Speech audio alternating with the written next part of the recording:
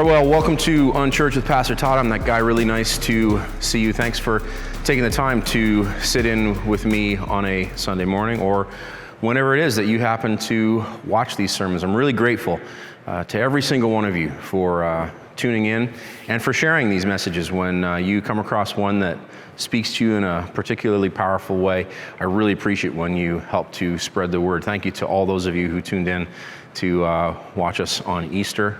It's really, really thrilling to see the numbers climb on that. And also really exciting for me to go back and look at some of our previous series and see that people are still discovering those all across the web. YouTube's a really funny place. You never know who's going to end up watching. So thank you. If you're one of my patrons, I just really appreciate your help in getting these sermons out into the wider world. My goal as a preacher is pretty simple, and it's simple whether it's just me and you in this context or whether I happen to be preaching to a live audience, which I've just started to do again, and that's been really super fun. The first week I did it, I kind of went a little crazy, not in a bad way, but I was excited. Let's leave it at that. But really, really nice. And so whether it's with a live audience or whether it's just you and me here, I'm trying to do the same thing. I'm trying to make much of Jesus. I'm trying to make him beautiful in your eyes. And of course, this is unchurched. I hope that many of you aren't really church people, and this is kind of maybe you testing the waters of the story of Jesus. And so I'm trying to make him irresistible to you. That's the first thing I'm trying to do. Second thing I'm trying to do is to encourage you. I really hope that by the end of our time together, you leave feeling more encouraged than you were on the way in. And then my third goal, this is the insidious goal, if you will. I believe, because I've experienced it personally, that the story of Jesus and the way of Jesus is truly transformative. And so I hope that if interacting with me in this context, I hope that if that gets you interested in Jesus, then you begin to kind of experience relationship with Jesus for yourself. You begin studying about him, learning about him, experiencing his life for real in your own life. And I know that that's totally transformed my life, my relationship with Jesus, learning what it means over the course of all of my life. And by no means have I figured it out yet, but learning what it means to love, serve, follow, obey, and enjoy Jesus is changing everything for me. And I know that the same can happen for you. And what's really exciting about beginning to walk in the way of Jesus with Jesus is that as your life changes, you begin to change the world. Now, that of course sounds lofty, that's the big picture, but we change the world one person at a time, one context at a time. So that's what I'm trying to do here. I'm trying to make much of Jesus. I'm trying to encourage you, and I'm hoping that as your life is transformed by the story of Jesus, you can change the world. If you have any questions for me, just send me an email. You'll see it there on screen. And please do consider becoming a patron this week. You can find me on patreon.com/unchurched. Remember to like and to subscribe. And without further ado, let's jump into this week in what he said. We're exploring what Jesus actually said about life, God, and the meaning of everything. This week, what he said about divisiveness. Now, divisiveness is a divisive thing to say. People get nervous when Christianity becomes divisive, and I'm aware that I'm preaching this particular content in an age of the world when the church, the organized church, has been very guilty of being a divisive force in society. So I think that's wrong and terrible. And I think, well, I know we are paying the price for the way in which we as an organized faith system have been divisive. And I think that we're going to be paying those consequences for years to come. So I hope you'll see by the time we get through this that I'm not talking about that kind of divisiveness, right versus left, white versus non-white, pick your poison, right? Whatever kind of dividing line you want to land on. I'm not talking about that kind of divisiveness. We're talking here about call it life-saving divisiveness that Jesus brings. It's difficult to think about Jesus in these terms because we think divisiveness is bad. So I just want to invite you to think for a second about Jesus. We have this image of him as, a friendly Galilean shepherd. If you spent any time in church, maybe you've been away from church for many years, but you were there as a kid, you may have this image of flannel graph Jesus. He's wearing a long, flowing white robe. He's got, beautifully teased, long brown hair. He's Caucasian, although, of course, he wouldn't have been. He would have looked Middle Eastern.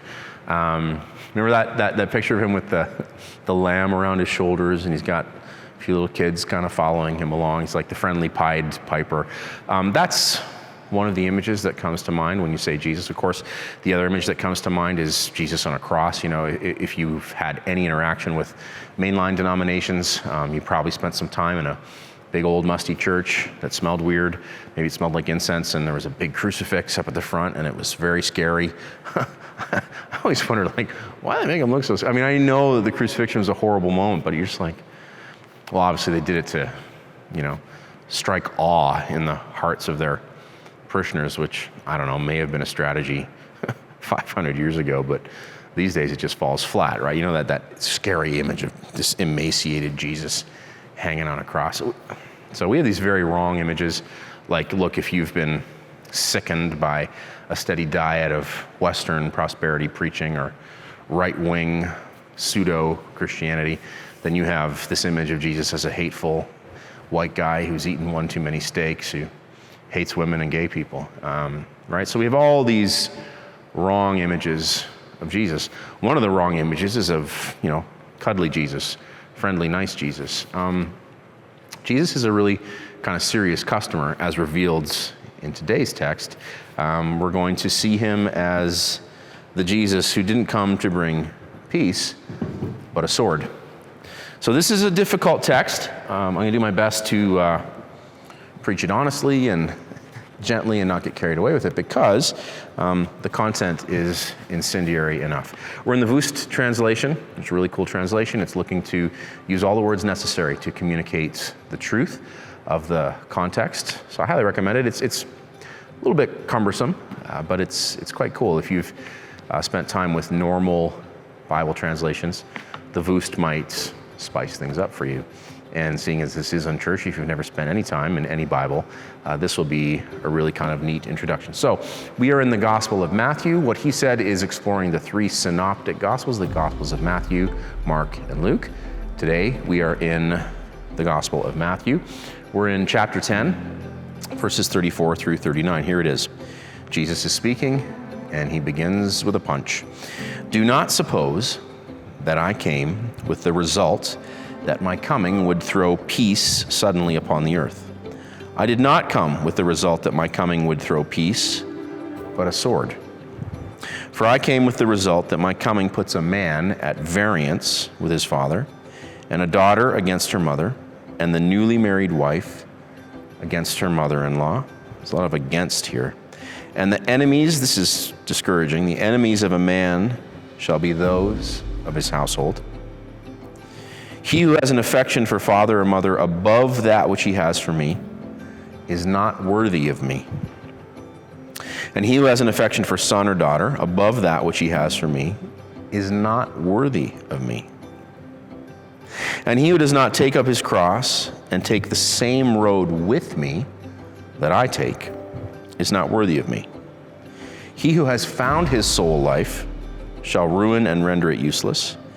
And he who has passed a sentence of death upon his soul life for my sake shall find it. So I haven't preached this passage very many times in my life. I think the first time I preached it had to be, I don't even know, 20 years ago, 25 years ago. And I preached it with fire and passion. And I've learned a few things since, and I think when you come to a passage like this that is so incendiary, the calmer the better, because Jesus is pulling no punches. You're like, no kidding. If you love your father or your mother more than me, you're not worthy of me. What is he talking about? If you love your children more than me, you're not worthy of me. What is he talking about? Is he crazy? I did not come to bring peace but a sword. What is he talking about? So let's deal with that first one. Do not suppose that I came to bring peace on earth. I did not come to bring peace, but a sword. You came to bring a sword. Like, the last thing we need these days is an image of a sword-bearing, fire-breathing, violence-wielding Jesus. I don't think that's what he's talking about here. I think what he means by sword is a sharp, delineating line. I think that's what he means when he says, I did not come to bring peace, but a sword. Put it this way, I think he came to, forgive me, but cut through the crap, right? To cut through all of the noise, cut through all of the stuff, cut through all of the garbage, cut through all of the ruin of our lives. So you're starting to feel it now a little bit, right? Because you know, and I know, that our lives are full of ruin and darkness. And to be honest, they're full of crap. There's lots of stuff in our lives that I think, if we're honest, we know needs to be done away with. I did not come to bring peace, but a sword, a sharp, delineating line. I think the testimony of Jesus is that he came to cut through the ruin in our lives. He came to cut through our sinfulness. What is sinfulness? Sin in the New Testament worldview is to miss the mark. Hamartion is the actual word. It just means missing. That helps you, right, with struggling with your sinfulness. Nobody likes to be told that they're sinful. It's one of the big downers of when you're trying to communicate the story of Jesus to somebody, and invariably you have to come to the issue of sin, and you're like, how am I going to do that? Because you know intuitively that nobody likes to be told that they're a sinner. So go gentle with it, and always make sure that you shine the light on your own sinfulness. You're welcome. That's a good tip right there. Nothing worse than, a fire-breathing Christian shouting at somebody about their sinfulness, wagging our collective finger, at the rotten, sinful people in the world, when meanwhile, we're no better than the rest. I'm thinking about Jesus calling us hypocrites because we're fixated on the splinter in our brother's eye, unaware of the log that is in our own eye. So when you're talking to people about sinfulness, the best way to introduce it is to talk about it as missing the mark, because everybody knows that they miss the mark all the time. You're not the kind of father you know you should be. You're not the kind of mother you know you should be. You're not the kind of friend you know you should be. You're not the kind of son you know you should be. You're not the kind of daughter you know you should be. You're not the kind of employee you know you should be. You're not the kind of employer you know you should be. You're not the kind of citizen you know you should be. You don't do the right things that you know you should do. And the rotten things that you know intuitively because you have a conscience that you are not supposed to do, you do. It was the Apostle Paul, of course, who coined that phrase, wretched man that I am, who will deliver me from this body of death. It's very sobering and inspiring at the same time that the dude who wrote 2/3 of the New Testament was struggling very much like you and I struggle with his sinful nature, with the fact that he was missing the mark. And so that is what Jesus is coming to cut through. He's coming to cut through our sinfulness. I also think he's coming to cut through the crap of our religiosity. I think that this is one of the things that needs to be done away with if the way of Jesus is going to survive into the coming generations. Religiosity must perish from the church. You're like, what are you talking about? Christianity is a religion. Well, it shouldn't be. It should be a faith. It should be a way. It should be a relationship. It should be a revolution. Along the way we lost our way and we codified our way into irrelevance. I think ultimately because people don't truly believe the story. It's a pretty fantastical story after all. Like, what? There's this God who loves it. It's a pretty crazy story. I think because people don't really believe the story, they reduced it to a system of rules designed to stop people from doing morally bad things. Unfortunately, that's what religion has been reduced to in our age, a system of control, and Jesus came to cut through that. Well, it's really scary when you study what Jesus did and what he said and what he stood for and what he stood against, is that he hated religious pomposity. He hated religious control. He hated it. When he gets angry in the Synoptic Gospels, he's angry at organized religion. He's angry at the religious elite. He hates it. And so he comes to cut through it. And so it's scary that the thing that he was railing against nearly 2,000 years ago is still very much a factor in the movement that is supposedly called by his name. I did not come to bring peace, but a sword. He came to cut through our sinfulness. He came to cut through, to mark a sharp delineating line between the sinful way that we have been living and the way in which we can live as we walk in relationship with him. A sharp delineating line between dead religion and new life. I did not come to bring peace, but a sword. He's saying, slice. All that is done. The way you used to live, that's done. The way you used to try and control everything, that's done. He's using strong language because he came to bring strong medicine, to slice us away from our old way of living and to introduce us to something radically new. He's saying, how you've been living is terrible. I'm going to introduce you to the way of the kingdom. And to do that, he had some figurative cutting to do. I just want to point out that for Jesus, it's truly either or. And this whole concept of Jesus being divisive is only offensive if Jesus was just a guy, if he was just a dude from Galilee. What right does he have to tell us what's right and wrong? What right does he have to demand allegiance from us? What right does he have to demand that we leave our old way of life and follow him all the way into new life? Well, if he was just a prophet, if he was just a visionary, if he was just a revolutionary, then yeah, you could say he's over the top. And what he said was like, and you could take or leave those things that you find offensive and only hold on to those things that you find helpful. You could do that if he was just a man, but if Jesus was God the Son made flesh, and that's the story about him, right? That he's not just a Galilean revolutionary, but he's God actually in human flesh.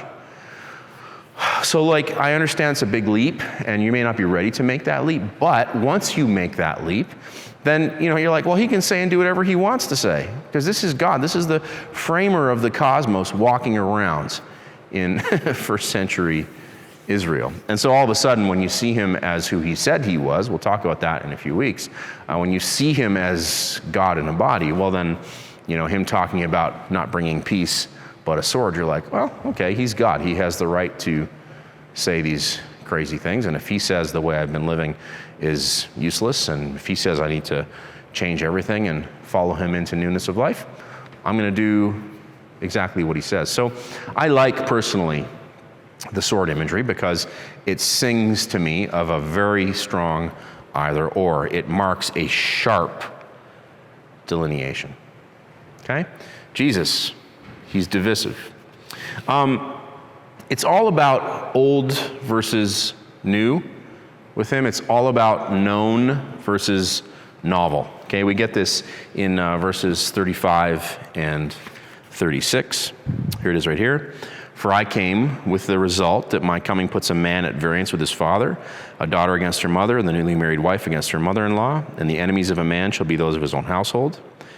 So you're like, wait a second, this is crazy. So, in a very real sense, people experience this when they begin walking with Jesus. It creates distance between them and their peers who have not yet begun walking in relationship with Jesus. Because as you begin to change through your relationship with Jesus, you begin to stop doing things that you used to do, and you begin doing new things that you never did before. You stop prioritizing things that used to be a big deal to you, and you begin to prioritize other things. And sometimes when you have peers who are still prioritizing those old things, you no longer prioritizing those things, but prioritizing new things creates some relational distance. And that can be difficult. And that's what Jesus is talking about here. It was very clear to Jesus that when you began to follow him, it meant leaving your old way of life behind. It meant leaving, and here I think we come to the nub, what you have known so that you can walk into newness.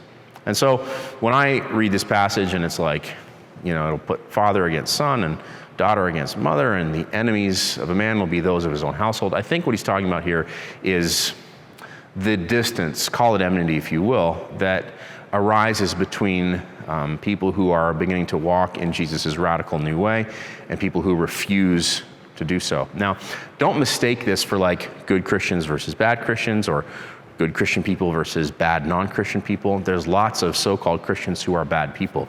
I don't think we're talking about that here. I think we need to frame this in terms of people who are awakening into Jesus' new way. And we've talked a lot about this. What is Jesus' new way? Jesus' new way is the way of selfless love that does no harm. Once we, couch it in those terms, it's a lot easier to deal with, right? Because you're like, well, who could speak against that? Like, how could anybody say that learning to live in more and more selflessness is bad, right? No one would look at that and say it's bad. They might look at it and say, oh, you're a loser. You're not going to get ahead living that way. Well, that's fine. They're still stuck in an old worldly way of thinking.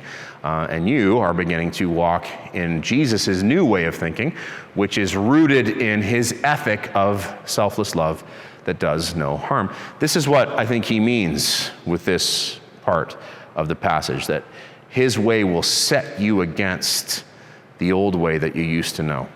And in so much as there are people who persist in living in that old way, it's real simple. It's like selfish versus unselfish. I think what he's saying here is if you begin walking in unselfishness, that is going to put you at odds with the people in your life who persist in selfishness. Because there's nothing a selfish person hates more than a person whose selflessness puts their selfishness in sharp relief or contrast. Because they have a conscience too. And your growing selflessness, of course, let's be honest, none of us are perfectly selfless, but your growing selflessness makes them feel worse and worse about themselves. And so they're going to want to divorce themselves from you unless they begin walking in that new way as well. So Jesus' divisiveness really has to do with that, leaving the old to embrace the new, leaving that thing which you have known, the way you've always done business, to begin walking in a new way of life. The familiar becomes strange in Jesus. So let me just ask you today if you're clinging to the familiar. You're intrigued by Jesus, you're wanting to begin walking in his way. Perhaps you've started that process, but you're still clinging to old ways of thinking, to old mentalities, to old habits, because they're familiar, you're used to them. I just want to take this opportunity to say, well, listen, if you're going to walk with Jesus in earnest, at some point you're going to have to walk away from those things. And look, I know that walking away is sometimes a very long journey. Like, mea culpa, okay? I am still walking away from old habits, old mindsets, old ways of being, and I'm still walking into newness of life in Jesus. I'm still learning what it means to love God with all my heart, soul, mind, and strength, and to love my neighbor as I love myself. By no means have I figured it out, but by God's grace, I'm further along at 48 than I was at 28. I'm further along at 48 than I was at 18, and hopefully, if the Lord should give me health and strength, by the time I'm 78, I'll be much further along because I have persisted in Jesus' new way, and you can do the same. So just maybe run an inventory this week. Just check if you are living in familiar ways or if you are embracing the change that Jesus brings. You can ask yourself this question: Did anything really change when I started walking with Jesus? Are things changing? Some people have, a radical kind of awakening experience when they kind of believe in Jesus for the first time, and they have a whole bunch of changes that are introduced, and then slowly things calcify over time, and slowly they fall back into religious ways of thinking. You have a new title, like I'm a Christian person now, but in reality, your heart is still far from God. Are things continuing to change in your life? The third thing that is connected to Jesus' divisiveness is connected to that word change. I think when you begin walking with Jesus, you will have to change your priorities. This is outlined in verse 37. He who has an affection, this is so incendiary, for father or mother above that which he has for me is not worthy of me. He who has an affection for son or daughter above that which he has for me is not worthy of me. So if we hadn't been working through the story of Jesus, if we didn't know that Jesus raised Tali from the dead, that he cared about that little daughter and cared about her parents, then this would be really hard to take. So this is why it's good to work through the whole story of Jesus, because you can take this kind of incendiary comment and place it in the larger context and know that Jesus loved families and loved children and loved parents and really valued them. You see this not just in his words, but most clearly in his actions. So I think what he's saying here is that he needs to be your number one priority. Now, again, this is really offensive to the point of useless if he's just a dude from Nazareth. But if he's the God of the universe walking around in a human body, well, then it's no longer so crazy, right? Because you're like, well, if there is a God, and if he was actually walking around in northern Israel in the first century, then it would have made perfect sense for him to say to the people who were beginning to follow him, I should be your number one priority. And if that story about him was true, and if after he did die on the cross in your place and in my place for our sins, and rose again the third day, defeating the power of Satan, sin, death, and hell once and for all, if he really did ascend to his Father's right hand where he sat down in glory, where he's sitting even now interceding for you, if even now he's your cheering section, if someday he's going to come again in glory to judge the living and the dead and to inaugurate his kingdom, which will have no end, a kingdom in which you and I have a place. If that's really true, then it's like, you can feel it already, like, yo, sign me up, I'll give him everything. Yeah, I'll make him my number one priority. That only makes sense. So again, you really got to figure out, you got to square with Jesus. You got to figure out who he is. Do you believe he was who he said he was or not? If you don't, well then that's one thing. If you do, well then that's another thing. And hopefully together we can help you figure out where you land. If he's God, he deserves to be your number one priority. I think that's what he's saying here. I think he's saying that he should be, that he must be the seat of your affections. What is the seat of your affections? I think it's very clear that for many of us, much of the time, the seat of our affections is, located anywhere than in the person of Jesus. When I interact with real people in the real world, I often have moments where I don't say anything about it in the moment. I stay silent. Who am I? I'm not there to judge or to correct anybody, but it is disturbing to me when I interact with people who clearly the only thing they care about is money and power. It's clear from what they say, from what they do, from how they carry themselves, from what they spend time on, what they don't spend time on, that the seat of their affections is money and power or security or influence. And look, I'm not saying that for me, Jesus is on the throne of my heart all the time, but I am saying that I'm working on it constantly, that is the work of my days. On my drive here, I was listening to a song that's all about the beauty and the glory of Jesus, and I'm singing along at the top of my lungs, and there was a cop following me, and I got some strange looks because I think he could tell that I clearly wasn't singing rock and roll or rapping. There's something different that happens to someone's countenance when they're in worship. So Jesus, as the seat of your affections, is what is required, demanded of a Jesus follower, of a truly Christian person. My dad indoctrinated me and my brother and my sister into this way when we were very young.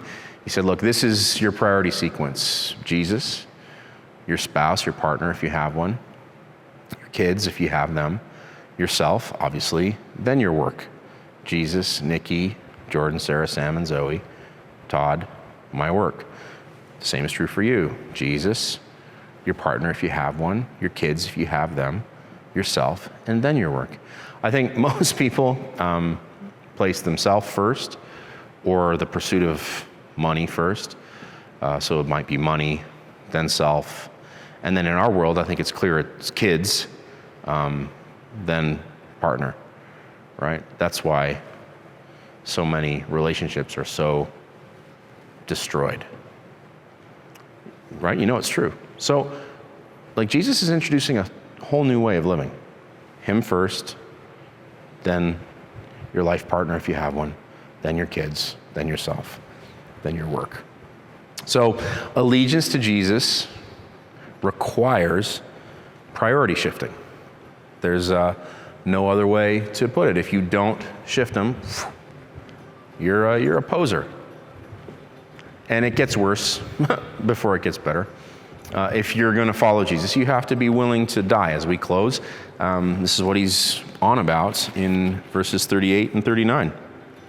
He who does not take up his cross and take the same road with me which I take is not worthy of me.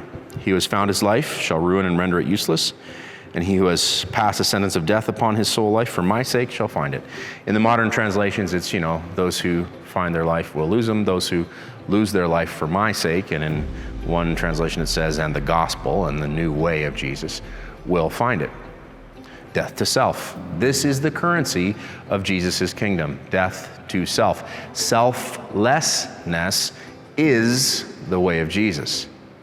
If you call yourself a Christian, you need to be living in more and more selflessness. If you call yourself a Christian, you need to live less and less for yourself and more for the glory of God and the good of the world. And you're like, woof, touche, preacher, right? If you think about your life and what you do and what you don't do, I think it's just super clear that we have these priorities completely, to coin a phrase, bass-ackwards. I don't want to say the bad words, right? We've got it completely turned upside down. Take up your cross. Who wants to take up a cross? Nobody. Dying on a cross was like the worst way to die. I mean, I'm sure it'd be one of the worst ways to die these days, okay? Take up your cross. You're like, what? I got to carry this thing? Yeah, take up your cross and take the same road as Jesus. So in our sense, we're not going to actually die on a cross, but we're going to die to self. So take up those things that will help you die to self. So from work to play to your home life to your recreational life to the things that you do, the things that you don't do. If you're a Jesus person, all these things need to be leveraged to help you die to self. Why? Because that's what Jesus did. He was dying to live. He laid down his life so that we might live. We need to do the same. Why? Because he says we have to take the same road as him. He says we need to lose our life to find it. So this is why Jesus is divisive, because slice, he's saying, make your decision. Are you in or are you out? Do you believe or don't you? And look, if it's okay if you're not all the way there yet, I'm glad you're here, and maybe someday you'll be all the way there. But you need to make a decision. At some point you need to decide. And once you decide, you need to embrace the whole notion of out with the olds and in with the new. Once you're in, you need to decide to shift your priorities, and then you need to actually shift your priorities. It's one thing to say, I'm going to shift my priorities. That's a totally other thing to actually do the work of shifting your priorities. But if you're going to belong to Jesus, you have to do it. And then you need to get busy living. And what does that mean? Well, if you want to live, you need to die. That's the flip that Jesus puts on our lived experience. If you want to live, you need to lay your life down. The secret to life, says Jesus, is to lay your life down for your friends. What is Jesus ultimately dividing you from? Jesus is ultimately dividing you from death so that you can live. And in that context, I think it's a pretty good thing that Jesus was divisive. And next week, what he said, we'll get a load of this about purity culture.